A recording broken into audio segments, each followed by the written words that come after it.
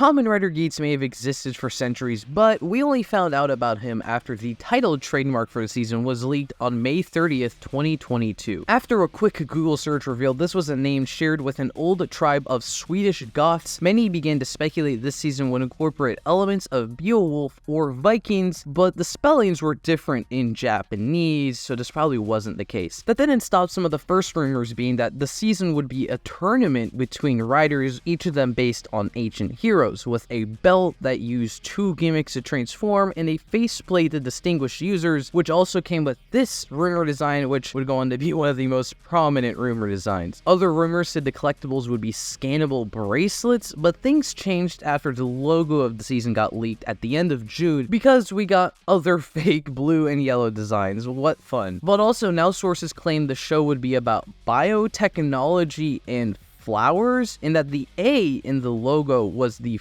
fox ear of a red and white kitsune mask that was the basis for the Geats design. Throughout July, plenty of new information dropped, like how the driver has a crystal placed at its center, while different faceplates attached to either side would correspond to the top and bottom of the suits. Riders were described to look like the Neo Jetman or Chaps from Black RX while wearing different animal masks, alongside descriptions for the first 7 riders. Some set leaks also began circulating, but there is no way to confirm their validity at the time, of course. With the release of Kamen Rider Revice Battle Familia on the horizon, Geats was expected to make an appearance because of typical Kamen Rider cameo appearances, and this speculation was solidified when Reiwa and Vice did this. What does the fuck say?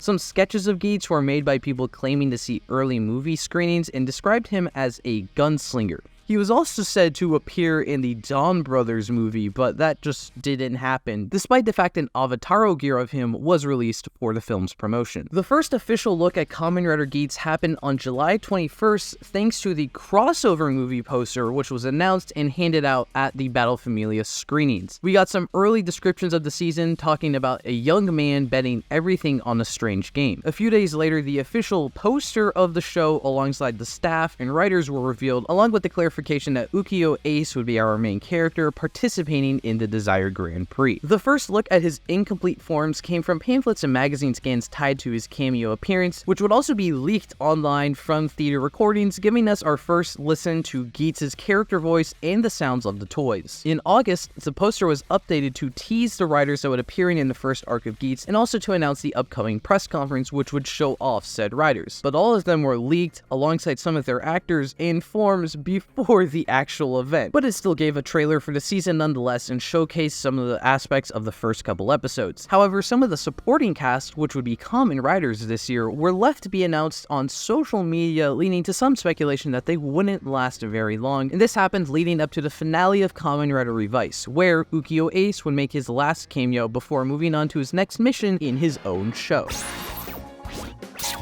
Kamen Rider Geats has had me hooked since episode 1. A battle royale isn't unique for this franchise, but the formatting of it used in this season really is unique, and I love that. The classic 2-part arcs are used for the individual games of the Desire Grand Prix, so that there's this charming episodic nature to each one, but they still progress the story in a way as the games march toward their finale, and instead of focusing on a civilian like other seasons, we focus on a Kamen Rider before they get eliminated. The fact that there are tons of one-off Kamen Riders to not only flesh out this universe, but also serve unique purposes in the story, no matter how small, is fascinating to me. A huge part of this is also the genius decisions made for the season's aesthetics. I love that every rider can exist with just a desired driver as long as they're entered in the game with an ID core. I think it's cool that the riders in this season could almost pass as foot soldiers in any other season, and actually go on to be foot soldiers in the last few episodes. I love it feels like they totally accounted for the number of riders we get this season because they're all just a person in a black suit, so it doesn't feel like they cheaped out on people's designs. It's just part of the aesthetic, especially since buckles aren't locked to a single rider, only the ID core is. Multiple riders share the same raised buckles as their base form. The only distinguishing element of the common or masked riders in this season are their masks. And my god, they really take full advantage of this, and it's so much fun. The raised buckles are easily one of my favorite Kamen Rider gimmicks ever. Not just because they're awesome toys, you should check out my unboxings, but because their usage as loot drops is incredible. Something as simple as granting a new buckle as a reward for saving civilians or punching the plant monster really hard is satisfying. It's such a clever way to make these form changes feel like parts of the story, not just shoving new toys in your face for you to buy, or even making the minor form changes feel like little power boosts. Speaking of which, I also love that there are 2 tiers of buckles that exist at all times. Characters can technically be Kamen Riders, get in on the action, even sell a new toy, but they're still building to their true Kamen Rider forms with full armor, and other characters can just appear and disappear as Kamen Riders with just one little gimmick. Then there's stuff like how the titular Kamen Rider doesn't even have access to his base form for most of the show. Sometimes one half is currently being used by the rival character, or the base form of the random auxiliary character with about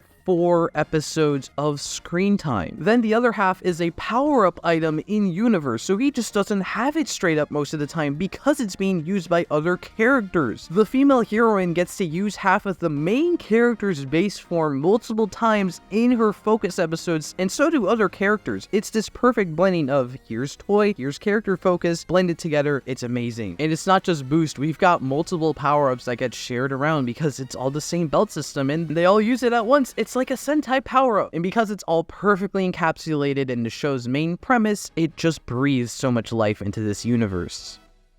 The world building of Kamen Rider Geats, thanks to the Desire Grand Prix, is off the charts. It's pretty much the crux of the story in its entirety. It's both the reason stuff is happening, but unraveling its secrets is also basically the plot. In the early episodes, we get imagery that implies tons of other riders have existed off screen, and the establishment the DGP has been happening for a while. So the thought that there have been these games of 30 plus Kamen Riders running around is so awesome by itself. And then we meet some of the players from the older games, and it just makes the idea feel alive, concrete in this world. Even something like Kamen Riders having unique battle outfits because they are kind of part of an organization is awesome. Then the memory wipe aspect is bonkers because it puts the world in a whole new light. Ben and John were cool side characters regardless, but now they have this history as Kamen Riders that they didn't even know about. What desires did they lose before getting retired? How many other people that we meet could have been secret Kamen Riders? The reveal of the Yamato origins isn't just a backstory drop, it's another hint that the DGP isn't what we think it is. Kamen Rider Glare isn't just a new antagonist, he puts all the games in a new perspective. Like, hold on, the admin has this super powerful rider system, why don't they fight Yamato? Oh, it's because this is all a reality show for the future's entertainment. Okay, that makes sense.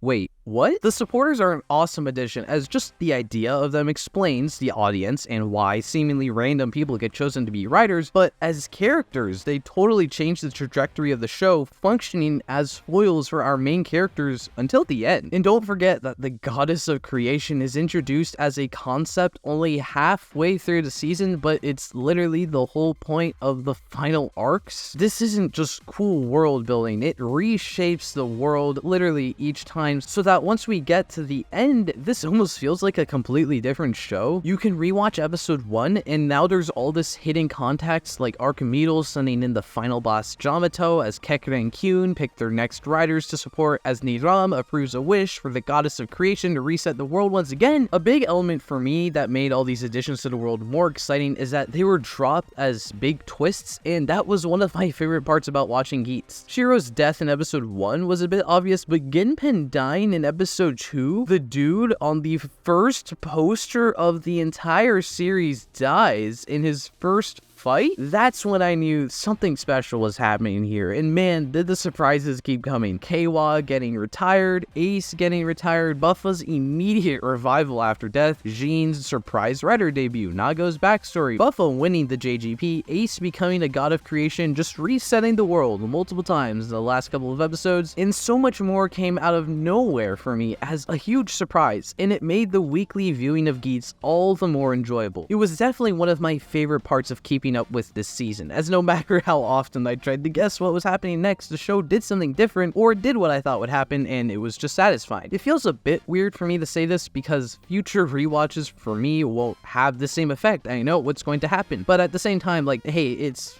my review. It doesn't matter. So this was my experience with the show, and getting a huge surprise every couple of weeks was part of that experience. And be sure to let me know if you had a similar experience or something different in the comments.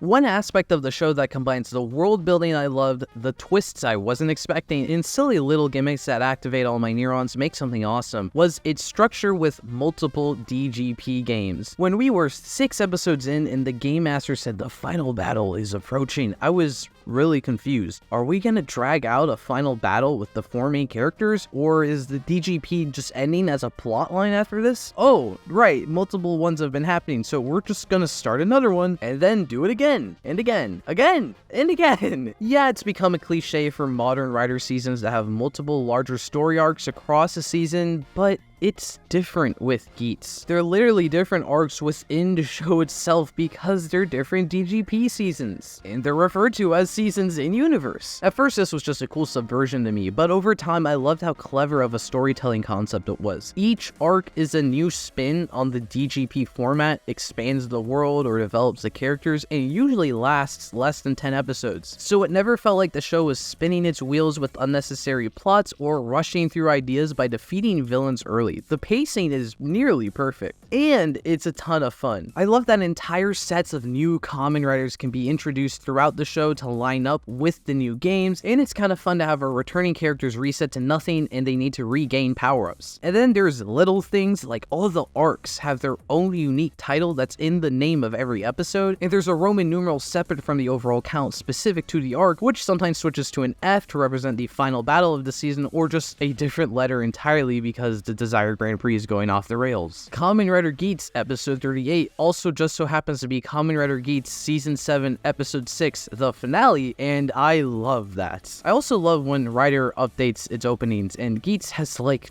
20 different opening variants at least, because it updates each arc to not only reflect the current roster of players that we're focusing on and their current status in the DGP, but their clothes even change as they become more disillusioned by the game they're playing, and the logos will even change. The individual arcs are simultaneously a cute marketing gimmick that will probably make for fun rewatches, but it's an interesting storytelling structure that I quite enjoyed. However, it also causes my issues with the show.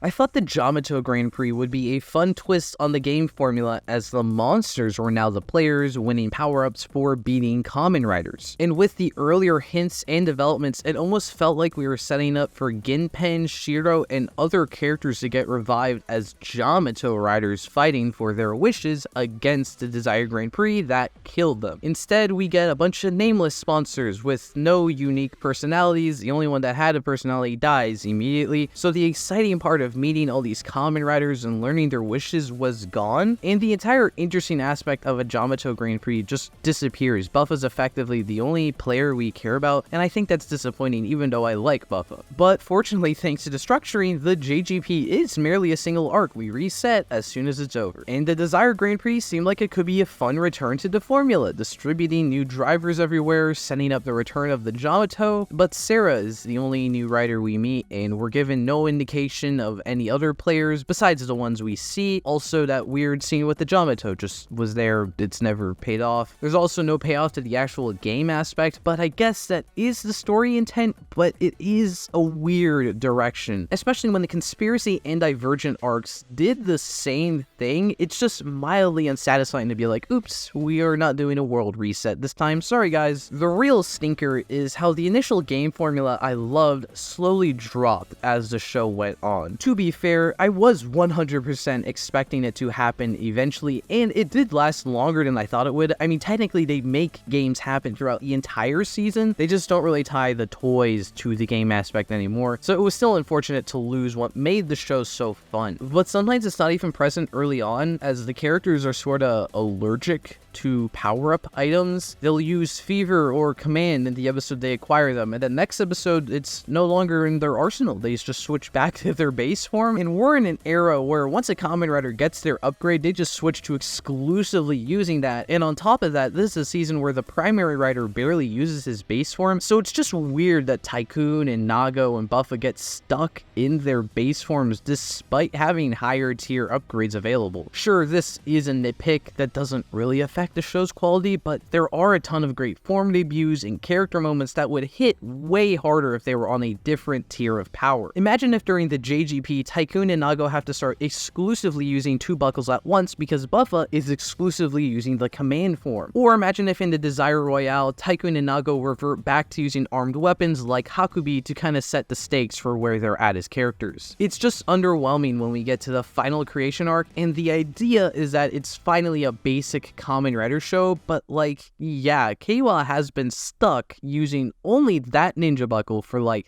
30 episodes. I also think that with Geats set up as basically a game master in this last arc, it could have been a cool final twist for the season to have him take the place of the antagonists and run the games. So we have to see Tycoon, Buffa, Nago, maybe others in this power scramble in one last Desire Grand Prix game, but it's like kind of a purified Desire Grand Prix run by our main character. Much like other big battles in the season have been against game masters, the final battle of the entire season could be against Geats, the game master, instead of Jiddo and Swell being these basic, boring, final boss Kamen Riders. And after all these really interesting and lively characters, it's kind of sad this is what we get stuck with for the finale. And even stuff I do enjoy, like how commonplace the world resets become now. I wasn't expecting Keiwa to revive everyone before the final episode, but none of the Kamen Riders we've heard or seen get wiped out even get a passing mention, and they're integral to Keiwa and Michi's character arcs, so it's just kind of wild. I don't know how that happened. These things aren't horrible, they don't ruin the season for me, but it's just a disappointing turn of events after a spectacular showing in the beginning episodes.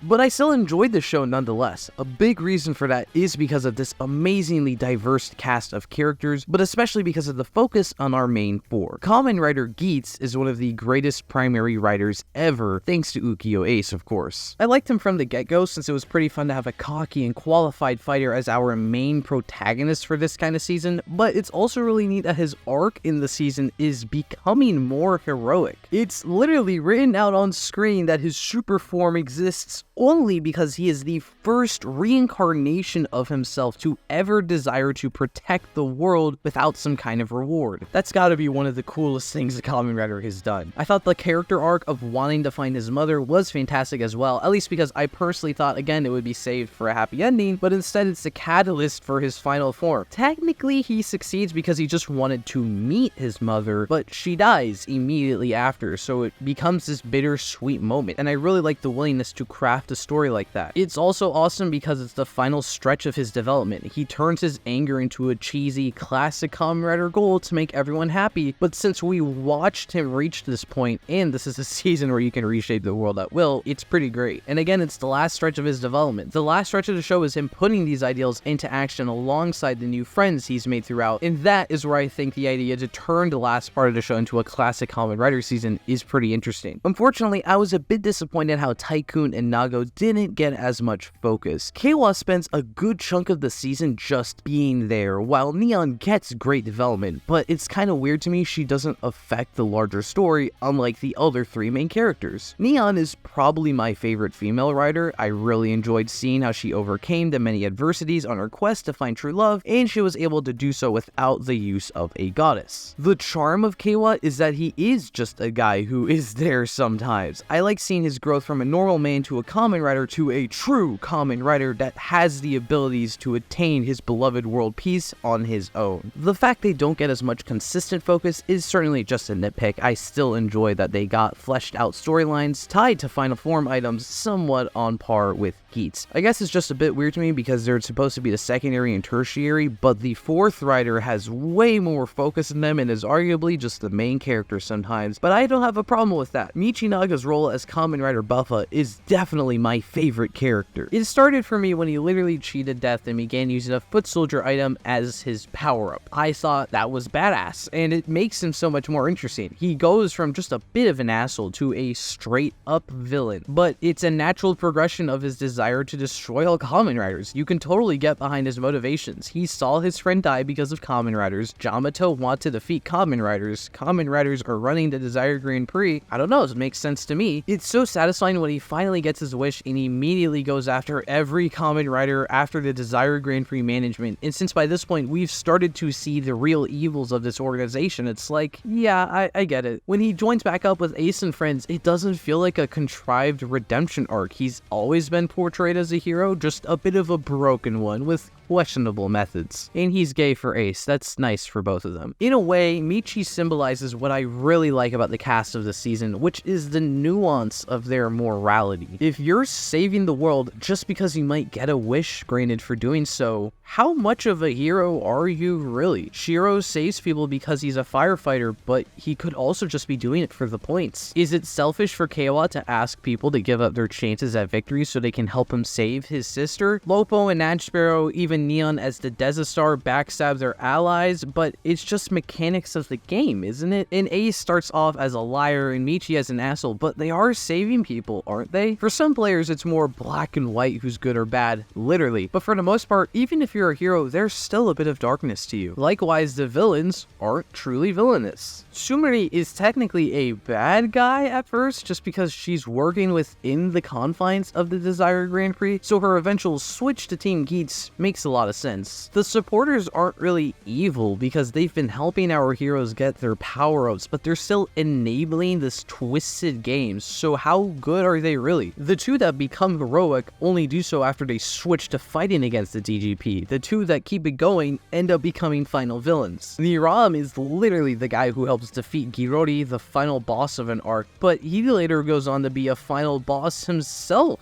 Gazer versus Buffa in its simplest form is Rider versus Yamato. Obviously the Rider is the good guy, but it's also Michinaga, the character we've been invested in and understand emotionally, versus the suspicious game producer whom we don't know much about. Who do you root for in these situations? These Riders aren't perfect heroes or demonic supervillains. They've got nuance to them, even if they've got a minimal amount of screen time thanks to the entire concept of the show. What are you willing to do for your wish in this Desire Grand Prix? We get quick and easy characterization. As a result, there aren't many twist redemptions either, which is something that usually bothers me, but when characters shift sides here, it just makes a lot of sense because it's been set up as a part of their character. Or they're just killed off and written off, which is also kind of refreshing given what usually happens in recent years, and the huge roster of characters. I made a separate video going in depth on each one while ranking them, since I definitely can't talk about all of them here right now, but the fact we get so many and so many of them play into the show's themes in different ways is amazing. As the superficial battle royale aspects faded into more of a background role, I found the real themes of the show all the more compelling. I love the messages about human desires and what we'll do to achieve our greatest wishes and whether or not either of those can be used to achieve true happiness. I like that the ending of the show is that even if you're not a Kamen Rider or you don't live in a world with Kamen Riders, as long as you have the desire to grant your own wish, you can find happiness. And it's all wrapped up within this interesting meta-commentary about the rich exploiting the poor for their own entertainment, filled with satirical representations of different parts of an audience while studio executives meddle with its finale, which also feels like a reflection of modern Kamen Riders, so that's something that's really intriguing to think about with this season. If it wasn't obvious by this point, I absolutely loved Kamen Rider Geats. I had such a blast watching and reviewing it every week, and it's a season I see myself revisiting many times in the future, whether just in my head or through actual rewatches. I'm really interested in hearing if you guys feel the same way, because to me, it's an incredible entry in the franchise. I really hope that future Reiwa seasons can take a couple of notes from this season, not like the number of Kamen Riders, but rather the innovation of Kamen Rider concepts and incorporating them seamlessly with the show's characters and the cool toys, of course. Speaking of which, I've got more of those on the way, and I will be unboxing them on this channel, so if you want to see those or hear my thoughts on the inevitable future Geats stories that I definitely will talk about, be sure to subscribe and check out my Patreon to hear my early thoughts on Kamen Rider Gacha once that starts, and I hope to see you next time.